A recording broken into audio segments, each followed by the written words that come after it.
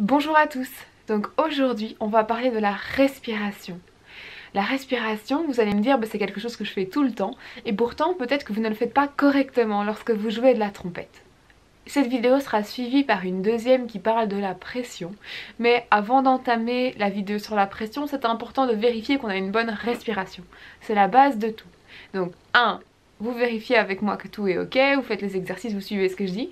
Et puis en 2, vous allez voir la vidéo sur la pression. Et là, ça va vous donner des astuces pour soit jouer plus fort, moins fort ou plus aigu. Pour avoir une bonne pression, c'est important d'avoir une bonne respiration. Donc on va revoir les bases ensemble. Premièrement, l'inspiration. Alors, c'est peut-être simple de respirer, on fait ça tous les jours, on fait ça toutes les 10 secondes plus ou moins. Mais est-ce que vous le faites bien en tant que trompettiste? Eh bien, on va vérifier tout ça. Donc, lorsque l'on inspire à la trompette, on peut dire qu'on utilise une respiration ventrale plutôt qu'une respiration thoracique. Alors, qu'est-ce que ça signifie? Ça signifie qu'à la place de respirer comme ceci, on va respirer en mettant tout notre air le plus bas possible au niveau de notre ventre. Donc ce n'est pas cette partie-ci qui va s'élever, mais c'est notre ventre qui va se gonfler. Je vous montre. Ok, donc j'inspire.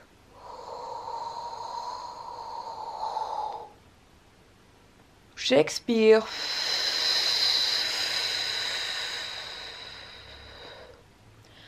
Faites-le une fois avec moi. On inspire par le ventre. Il faut vraiment que ça gonfle naturellement. Donc...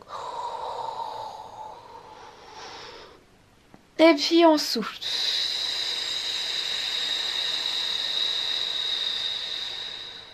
Alors, si ça n'a pas été comme ça pour vous, si votre ventre ne se gonfle pas quand vous inspirez, c'est qu'il faut qu'on revoie ça ensemble. Il y a différents exercices pour arriver à faire passer cette respiration thoracique plus ventrale. Déjà, il faut que vous imaginiez que vous avez un petit ballon dans le ventre et que à la place de sentir l'air qui vient s'accumuler ici, on imagine le ballon. Donc ici, qui va commencer à se remplir au fur et à mesure lorsqu'on inspire. C'est important de fonctionner avec des images parce que c'est ça qui va vous aider tout au long de votre cursus. Donc on réessaye et là vous imaginez juste ce ballon qui va se gonfler donc le plus bas possible dans votre ventre. Je vous conseille également de faire une inspiration sur un son grave, donc un O ou un OU, ce qui va vous permettre d'avoir une respiration plus chaude, plus grave et qui pourra aller plus profondément. On y va, donc on inspire. Au niveau du ventre, on imagine toujours ce ballon qui se gonfle. Vous voyez ici, rien ne se passe, ça ne bouge pas. Et puis on souffle. Encore une fois, on inspire. Sans bouger les épaules, c'est le ventre qui se gonfle. Et puis on expire. Ok, super. Si ça ne marche toujours pas pour vous et que vous n'avez jamais vraiment compris ce que veut dire respirer par le ventre, nous allons faire un exercice ensemble qui va vous aider. Voici l'exercice. Donc vous vous asseyez sur une chaise avec les jambes légèrement écartées pour pouvoir y mettre vos coudes.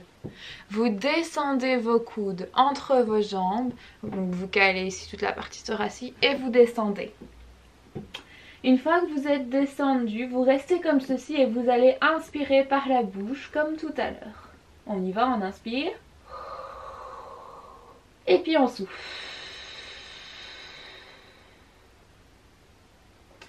Alors normalement vous avez ressenti que c'est le ventre qui se gonfle dans cette position. Si ce n'est pas le cas, on le refait une deuxième fois. Donc on inspire. On prend bien conscience de ce qui se passe au niveau du ventre et on souffle.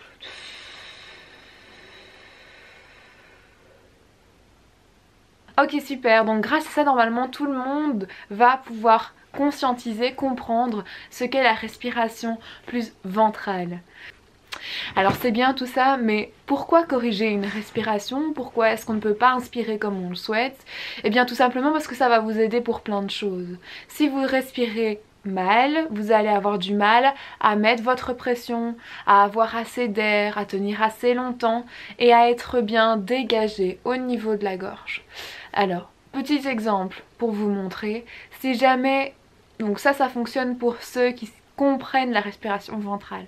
Si vous devez respirer très vite et à fond, avec une respiration thoracique, vous allez sentir comme si vous étiez un petit peu bloqué ici, ça fait un peu mal et vous n'êtes pas complètement libre, enfin vous vous sentez un petit peu oppressé comme ça. On va faire le test une fois, donc respirez le plus vite possible, mais là la respiration on va dire naturelle, donc celle où les épaules se lèvent, comme si vous faites ah oui, donc on essaye, je ressouffle mon air, donc d'un bon coup hein, on y va, on inspire.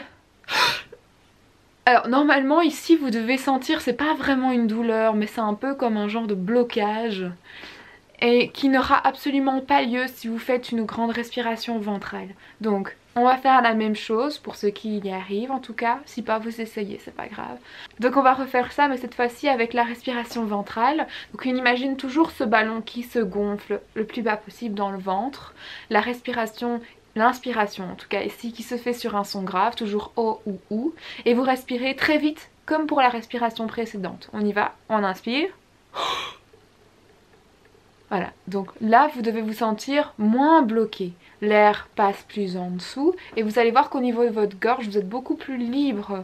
Vous vous sentez beaucoup mieux lorsque vous allez devoir ressouffler votre air. Et c'est cette liberté là, c'est cette sensation qu'on cherche à la trompette, parce que vous n'allez pas inspirer qu'une seule fois, vous allez inspirer énormément rien que dans un morceau. Donc plus vous vous sentirez confortable dans cette inspiration, plus vous serez confortable dans l'expiration. On va maintenant parler de l'expiration. Alors c'est bien de bien inspirer par le ventre, mais maintenant il faut arriver à bien souffler, à bien projeter son air. Lorsqu'on joue des cuivres, il faut pouvoir mettre une certaine énergie. Si on souffle comme sur un gâteau d'anniversaire, donc on souffle sur les bougies, pas sur le gâteau, sinon c'est pas très propre. Mais donc imaginez vous avez une bougie juste en dessous de vous, vous allez juste souffler comme ceci. Ceci ne sera pas forcément suffisant pour avoir un son à la trompette au début. Pour ça, il faut mettre toujours, on en a déjà parlé dans une autre vidéo, toujours avoir un maintien, un soutien minimum, donc c'est-à-dire une légère compression avec vos muscles abdominaux, la ceinture abdominale et donc votre diaphragme sur votre air, pour qu'il ait une bonne direction, qu'il soit bien envoyé correctement et qu'il ne parte pas dans tous les sens. Donc j'avais expliqué l'image avec un ballon.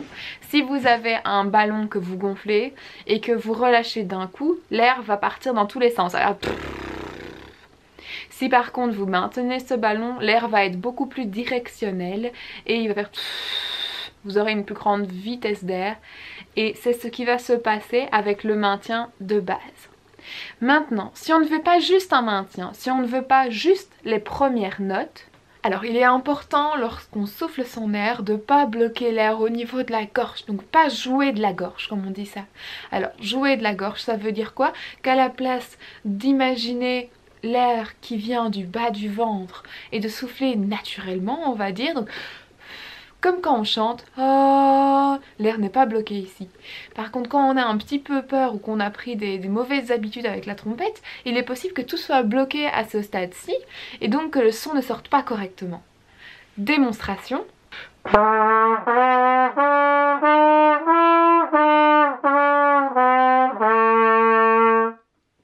Voilà, donc lorsque j'ai fait cette demi-gamme, j'ai bloqué avec ma gorge et ça crée un son un petit peu, enfin très fermé, il n'est pas très précis, il n'est pas très propre. Donc si vous avez ce genre de sonorité, il est possible que ce soit parce que vous jouez de la gorge, d'accord? Donc si ça arrive, vous devez juste penser être plus libre de sortir votre air. Il doit venir du bas de votre ventre et doit sortir naturellement comme si vous chantiez. Vous pouvez faire aussi un autre exercice, c'est-à-dire vous prenez une feuille devant vous, voilà j'ai une feuille,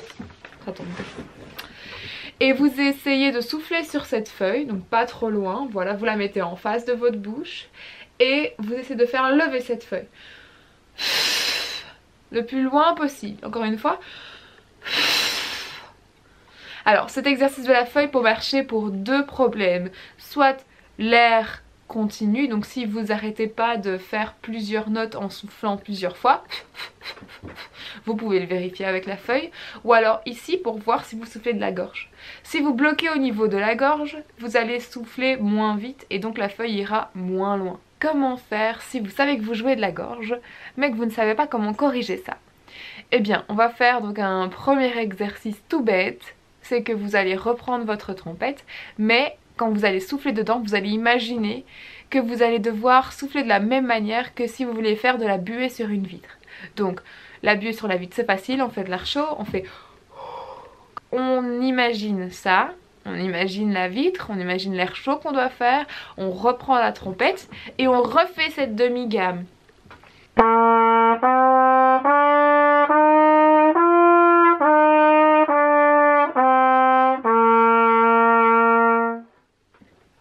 Normalement, ça devrait déjà aller mieux.